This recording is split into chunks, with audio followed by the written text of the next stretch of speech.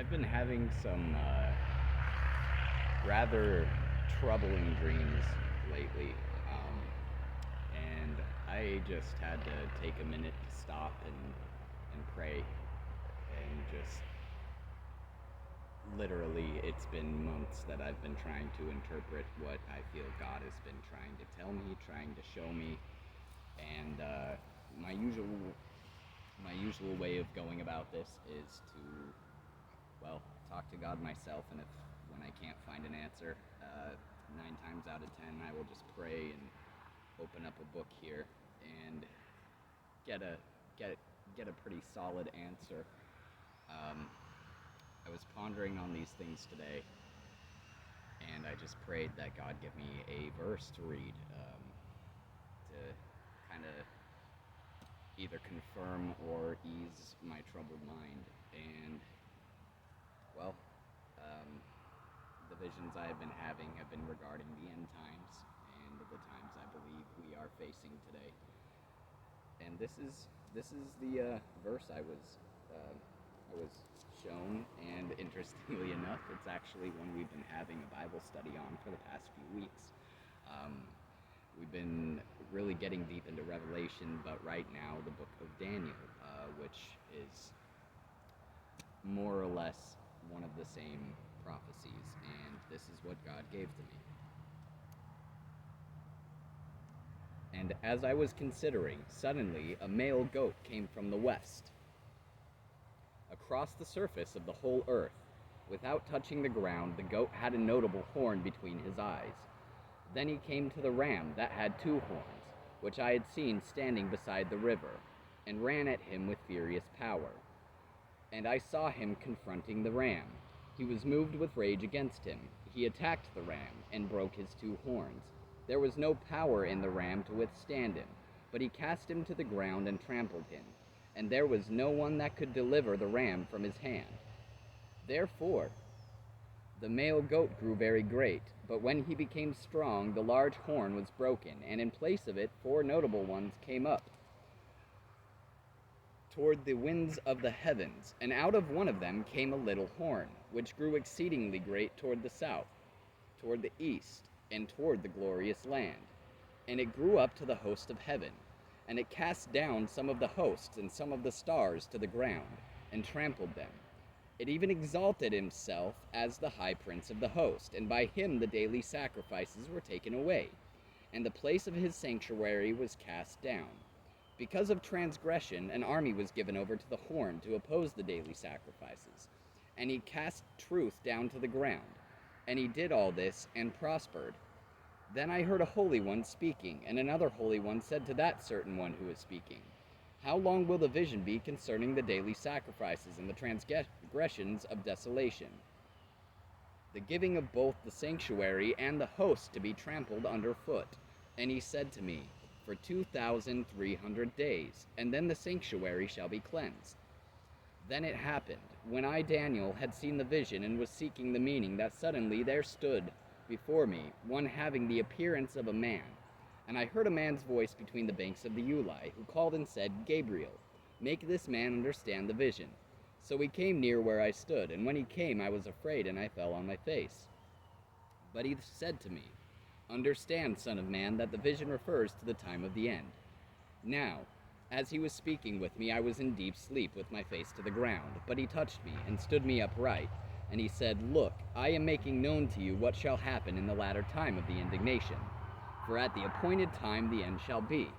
The ram which you saw, having 2 horns, they are the kings of Media and Persia, of Media, and the male goat is the kingdom of Greece. The large horn that is between its eyes is the first king. As for the broken horn and the 4 that stood up in its place, 4 kingdoms shall arise out of that nation, but not with its power. And in the latter time of their kingdom, when the transgressors have reached their fullness, a king shall arise, having fierce features, who understands sinister schemes. His power shall be mighty, but not only by his own power. He shall destroy fearfully, and shall prosper and thrive. He shall destroy the mighty and also the holy people. Through his cunning he shall cause deceit to prosper under his rule. And then he shall exalt himself in his heart, He shall destroy many in their prosperity. He shall even rise against the prince of princes, but he shall be broken without human means. And the vision of the evenings and the mornings which was told is true. Therefore seal up the vision, for it refers to many days in the future. And I, Daniel, fainted and was sick for days. And I, Daniel, was fainted and was sick for days. Afterward I arose and went about the king's business. I was astonished by the vision, but no one understood it. In the first years of Darius, the son of Aharius, the lineage of the Medes, who was made king over the realm of the Chaldeans. In the first year of this reign, I, Daniel, understood by the books the number of the years specified by the word of the Lord through Jeremiah the prophet. He would accomplish 70 years in desolations of Jerusalem. Then I set my face toward the Lord God to make request by prayer and supplications, with fasting, sackcloth, and ashes. As I prayed to the Lord my God and made confession and said, O Lord, great and awesome God, who keeps his covenant and his mercy with those who love him, and with those who keep his commandments. We have sinned, and we have committed iniquity. We have done wickedly and rebelled, even by departing from your precepts and your judgments. Neither have we heeded your servants the prophets, who spoke in your name to the kings and our princes, to our fathers, and to all the people of the land. O Lord, righteousness belongs to you, but us shame of face, as it is this day. To the men of Judah, to the inhabitants of Jerusalem, and to all of Israel, those near and those far off, in the countries to which you have driven them, because of the unfaithfulness which they have committed against you. O Lord, to us belongs shame of face, to our kings, our princes, and our fathers, because we have sinned against you. To the Lord our God belong mercy and forgiveness, though we have rebelled against him. We have not obeyed the voice of the Lord our God to walk in his laws, to which he set before us by his servants the prophets. Yes, all Israel has transgressed your law, and has departed, so as not to obey your voice. Therefore the curse and the oath written in the law of Moses, the servant of God, had been poured out on us, because we have sinned against him. And he has confirmed his words, which he spoke against us and against our judges who judged us, by bringing upon us a great disaster.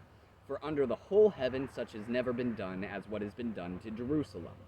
As for it is written in the law of Moses, all this disaster has come upon us, yet we have not made our prayer before the Lord our God, that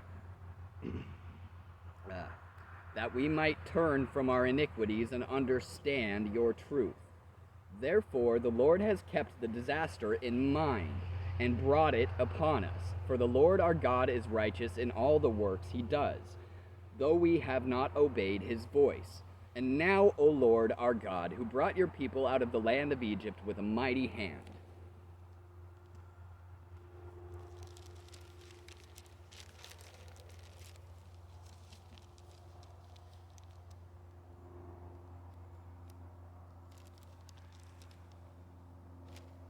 and made yourself a name, as it is this day we have sinned, and we have done wickedly. O Lord, according to all your righteousness, I pray, let your anger and your fury be turned away from your city Jerusalem, your holy mountain, because of our sins, for the iniquities of our fathers. Jerusalem, your people, are reproach to all those around us. Now therefore, our God, hear the prayer of your servant, and his supplications. For the Lord's sake, cause your face to shine on your sanctuary, which is desolate. O my God, incline your ear and hear. Open your eyes and see our desolations, and in this city which is called by your name.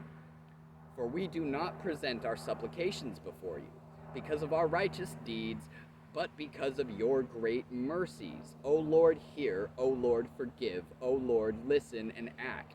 Do not delay for your own sake, my God, for your city and your people are called by your name. The 70 Weeks Prophecy. Now while I was speaking, praying, and confessing my sin and the sin of my people of Israel, and presenting my supplications before the Lord my God for the holy mountain of my God, yes, while I was speaking in prayer, the man Gabriel, whom I had seen in the vision at the beginning, being caused to fly swiftly, reached out to me about the time of the evening offering. And he informed me and talked with me and said, O Daniel, I have now come forth to give you skill to understand. At the beginning of your supplications the commandments went out, and I have commanded to tell you, for you are greatly beloved. Therefore consider the matter and understand the vision. 70 weeks are determined for your people in your holy city, to finish the transgression, to make end of sins, to make reconciliation for iniquity, to bring in everlasting righteousness, to seal up vision and prophecy, and to anoint the most holy. Therefore, understand that from going forth of the command to restore and build Jerusalem until Messiah the Prince, there shall be 70 weeks and 62 weeks. The street shall be built again, and the wall, even in troublesome times. And after the 62 weeks, Messiah shall be cut off, but not for himself. And the people of the Prince who is to come shall destroy the city and the sanctuary. And end of it shall be with a flood, till the end of the war. Desolations are determined.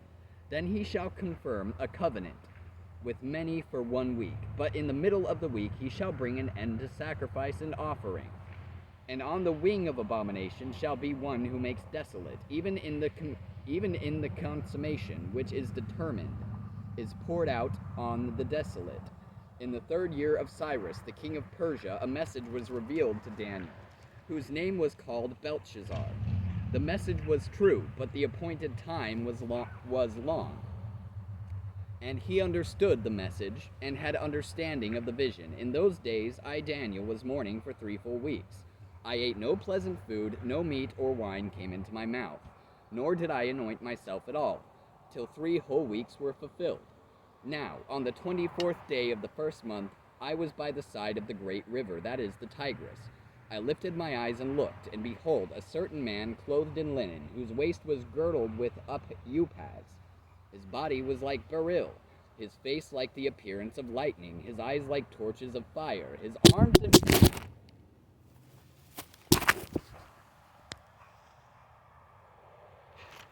Hold on. Getting a little intense.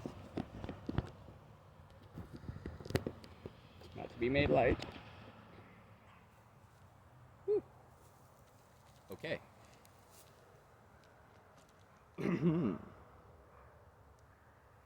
His face like the appearance of lightning, his eyes like torches of fire, his arms and feet like burnished bronze in color, and the sound of his words like the voice of a multitude.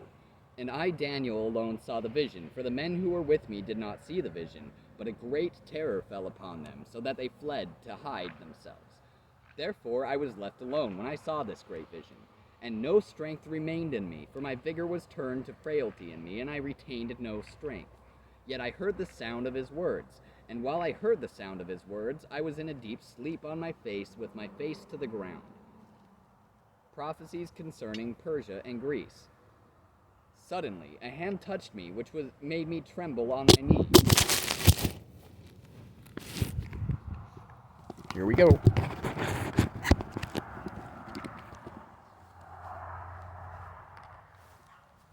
The camera just keeps jumping out of the tripod, so we're gonna continue here.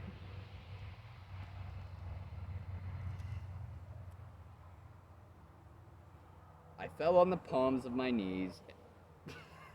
I fell on the palms of my hands and my knees. Oh my goodness, I am trembling. And he said to me, O Daniel, man greatly beloved, understand the words that I speak to you, and stand upright, for I have now been sent to you. While he was speaking this word to me, I stood trembling. Then he said to me, do not fear, Daniel, for from the first day that you set heart to understand and to humble yourself before your God, your words were heard. And I have come because of your words. But the prince of the kingdom of Persia withstood me 21 days, and behold, Michael, one of the chief princes, came to help me, for I had been left alone there with the kings of Persia. Now I have come to make you understand what will happen to your people in the latter days, for the vision refers to many days yet to come. When he had spoken such words to me, I turned my face toward the ground and became speechless, and suddenly one having the likeness of the sons of men touched my lips. Then I opened my mouth and spoke, saying to him who stood before me, My Lord, because of the visions my sorrows have overwhelmed me, and I have retained no strength. For how can this servant of my Lord talk with you, my Lord, As for me, no strength remains in me now, nor any breath left in me. Then again, the one having the likeness of a man touched me and strengthened me, and he said, O greatly beloved, fear not. Peace be to you. Yes, be strong. So when he spoke to me, I was strengthened, and I said, Let my Lord speak, for you have strengthened me. He then said, Do you know why I have come to you? And now I must return to fight with the prince of Persia. And when I have gone forth, indeed the prince of Greece will come. But I will tell you what is noted in the scripture of truth. No one upholds me against these, except Michael your prince. Also, in the first year of Darius the Mede, even I, stood up to confirm and strengthen him. And now I will tell you the truth. Behold, 3 more kings will arise in Persia, and the fourth shall be far richer than them all. By his strength through his riches, he shall stir up against the realm of Greece. Then a mighty king shall arise, who shall rule with great dominion and do according to his will. And when he has arisen, his kingdom shall be broken up and divided toward the 4 winds of heaven, but not among his posterity, nor according to his dominion which he ruled. For his kingdom shall be uprooted, even for others beside these.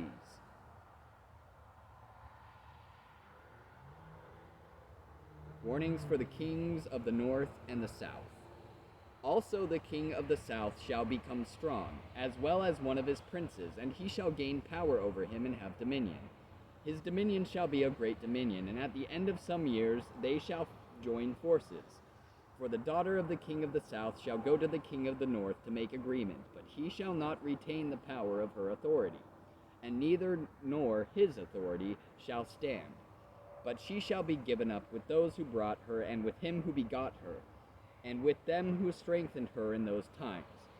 But from a branch of her roots one shall arise in his place, who shall come with an army, enter the fortress of the king of the north, and deal with them and prevail. And he shall also carry their gods, little g, captive to Egypt with their princes, and their precious articles of silver and gold, and he shall continue more years than the king of the north. Also the king of the north shall come to the kingdom of the south, but shall return to his own land. However, his son shall stir up strife, assemble a multitude of great forces, and one shall certainly come overwhelm and pass through. Then he shall return to his fortress and stir up strife. And the king of the south shall be moved with rage, and go out to fight with him, with the king of the north, who shall muster a great multitude, but the multitude shall be given into the hand of his enemy. When he has taken away the multitude, his heart will be lifted up, and he will be cast down tens of thousands, but not prevail. For the king of the north will return, and muster a multitude greater than the former, and shall certainly come at the end of some years with a great army and much equipment. Now in those times many shall rise up against the king of the south. Also violent men of your people shall exalt themselves in fulfillment of the vision, but they shall fall. So the kings of the north shall come up and build a siege to the mound, and take a fortified city, and the forces of the south shall not withstand him. Even his choice of troops shall have no strength to resist, but he who comes against him shall do according to his own will, and no one shall stand against him. He shall stand in the glorious land with destruction in his power. He shall also set his face to enter with the strength of his whole kingdom, and upright ones with him. Thus shall he do, and thus shall give him the daughter of women to destroy it. But he shall not stand with him or be for him. After this he shall turn his face to the coastlands, and he shall take many, but a ruler shall bring reproach against them to an end. And with reproach removed back on him, then he shall turn his face toward the fortress of his own land, but he shall stumble and fall and not be found. There shall arise in his place one who imposes taxes on the glorious kingdom, but within a few days he shall be destroyed, but not in anger or in battle. And in this place shall arise a vile perversion, to whom they will not give the honor of royalty, but he shall come in peaceably, and seize the kingdom by intrigue. With the force of a flood they shall be swept away from before him, and be broken, and the prince of the covenant. And after the league is made with him, he shall act deceitfully, for he shall come up and become strong with a small number of people. He shall enter peaceably, even into the richest places of the province, and he shall do what his fathers have not done, nor his forefathers. He shall disperse among them the plunder, spoil, and riches, and he shall desire his plans against the strongholds, but only for a time. He shall stir up his power and courage against the king of the south with a great army, and the king of the south shall be stirred up to battle with a very great and mighty army, but he shall not stand, for they shall devise plans against him. Yes, those who eat of the portion of his delicacies shall destroy him. His army shall be swept away, and many shall fall down slain. But these kings' hearts shall be bent on evil, and they shall speak lies at the same table. But it shall not prosper, for the end still be at the appointed time. While returning to his land with great riches, his heart shall be moved against the holy covenant, so he shall do damage and return to his own land.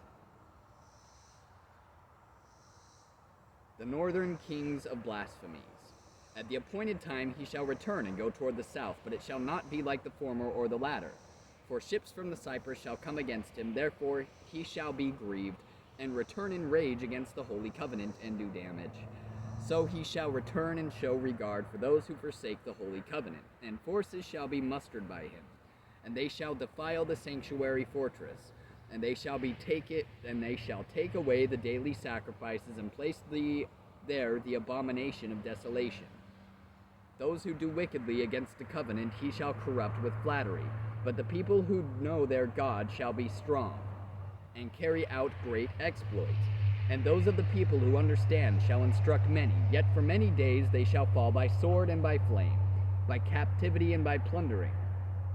Now, when they fall they shall be aided with a little help, but many shall join with them by intrigue, and some of those understanding shall fall to reunite them.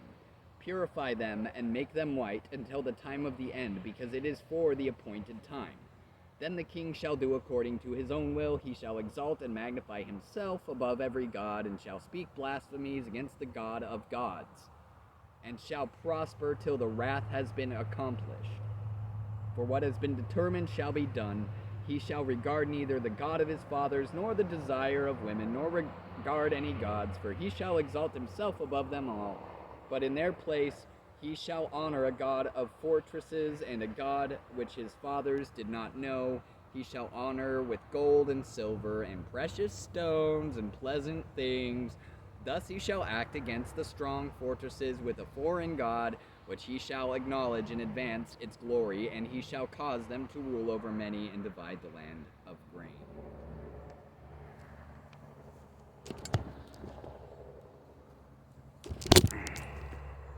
This